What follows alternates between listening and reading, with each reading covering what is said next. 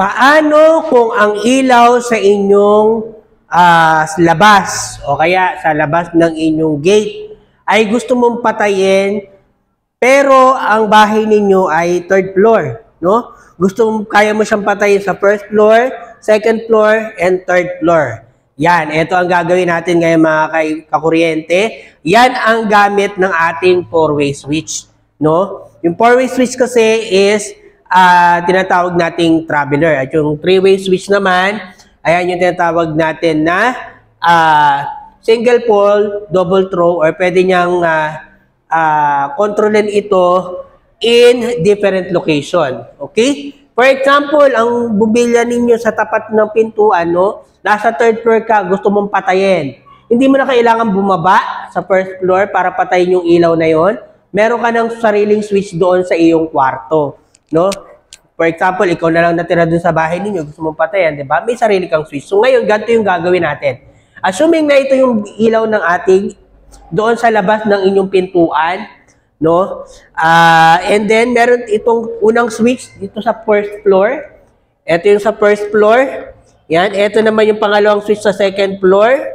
Ito naman yung pangatlong switch sa third floor. Ito yung kwarto mo, no? Ito yung kwarto mo sa third floor. Gusto mong patayin yung ilaw na yan, buksan at patayin yung ilaw kasi nga titingnan mo kung may tao sa gate mo or wala, di ba? Sige, try natin yan guys. So, kung una natin gagawin, meron tayong dalawang three-way. Ito yung three-way A natin o tinatawag nating single pole double throw. And then, yung B natin or yung single pole double throw B, yung three-way switch B, ito yan. So, yung three-way po natin, alam po natin yan na tatlo yung terminal, 0, 1, and 3. 0, 1, and 3. Doon naman sa four-way natin, meron tayong 1, 2, 3, 4. Ang dami pong sinasabi sa comment section, hindi daw po ito applicable. Well, papakita ko po sa inyo. Applicable po ito sa mga residential. Hindi daw sila nagamit ng four-way. Ito, papakita ko sa inyo. Mas maganda ito. No? So, unang-una, kung line-to-line connection, wala po kayong magiging problema. Pwede po nating lagay, for example, line 1 and line 2. Kung line 2 neutral naman kayo, nasa probinsya, pwede rin. Ano? So, sige. So, since kami ay line 1 and line 2, gagawin natin dito ay line 1 and line 2. Pero bago yan, kung hindi ka pa nakasubscribe sa aking YouTube channel, baka pwede naman, i-subscribe mo naman ako sa YouTube channel. At dun mo mapapanood yung full video guide ng ating tutorial dito sa ating three-way switch with four-way or single pole controlled by three-way and four-way switch in 3 location. Okay? So, subscribe muna ako. Panoorin mo muna doon. Okay? Thank you! At ito na nga, nandito na nga tayo, no? Maraming salamat po sa mga nag-follow sa akin dito sa YouTube.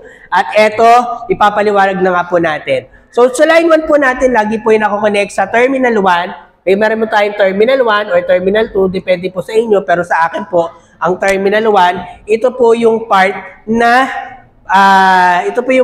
silver dun sa ating po mga receptacle, no? So, sa terminal 1, i-connect lang po natin ito. Ayan, connect lang po natin sa terminal yung line 1 ng ating bulb. Okay? And then yung line 2 naman natin, i-connect po natin sa terminal 0 ng first three-way natin. Dito po natin yung i-connect. Ito po yung terminal 0 ng first three-way natin. No, yan. So, dyan po yan nakakonect. Okay? So, as a traveler, kapag may four-way po kayo sa gitna, para sa akin, mas madali. No? Ang ginagawa ko po dyan is 1:1, 3:3 para madali. No? Dito naman 2:1, then 4:3.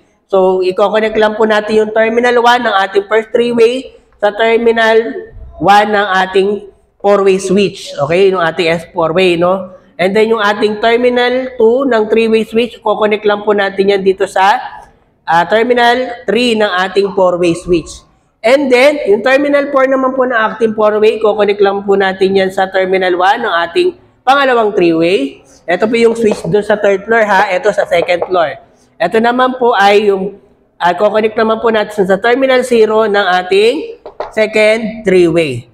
So, ganyan po yung connection niya. Then, ito pong terminal 0 natin, i-connect lang po natin yan dito sa ating line 2 ng ating, o tinatawag nating terminal 2 ng ating light bulb. So, yan. Okay? So, kasi po, ang four-way switch po is, ganito lang po yan nangyayari, no? Sige, pakita natin, no? So, ito yung four-way. Yan, may 1, 1, 2, 3, 4. Ang nangyari po yan, ito nagko-connect dito, ito ganyan. No, kapag pinindot mo, pabalik naman po yan sa gano'n naman, dito naman magko-connect yan. Yan. Dito. Pag ganyan po yan, ano? Pag pinindot mo uli, babalik uli po yan sa ganito. Yan, ganyan. So, ganyan po yung three-way. So, pabalik-balik lang po yan. Pag ano, pagko-cross, pag ganyan-ganyan po yung four-way, no? Ayun. Sige, try po natin. So, kapag pindot natin dito, for example, no, pinindot natin dito, iilaw po yung bombilya. For example, yan, nakaganyan. Tapos, halimbawa, nakaganto po yung ating four-way, yan.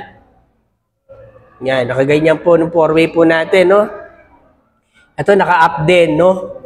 Mapapansin po ninyo, naka-off o naka-off po yan. Pag pinindot po natin dito, magiging ganito po yan, magkoconnect po yan dalawa. Yan.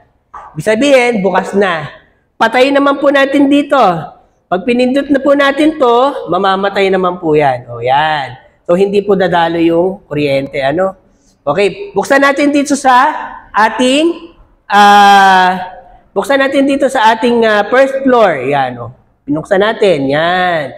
So, yan. Tingnan natin. O yan, dumaloy po yan. No? So, may kuryente. Pwede natin patayin dito second floor? Yes, pwede. Yan. No? Ayan. So, ganun lang. So, napakadali, nagagamit po ito sa maraming location kung gusto nyo patayin yung ilaw sa labas nang hindi na kayo bumababa o pupunta na second floor, pwede po ito. So, sana may natutunan kayo mga kuryente.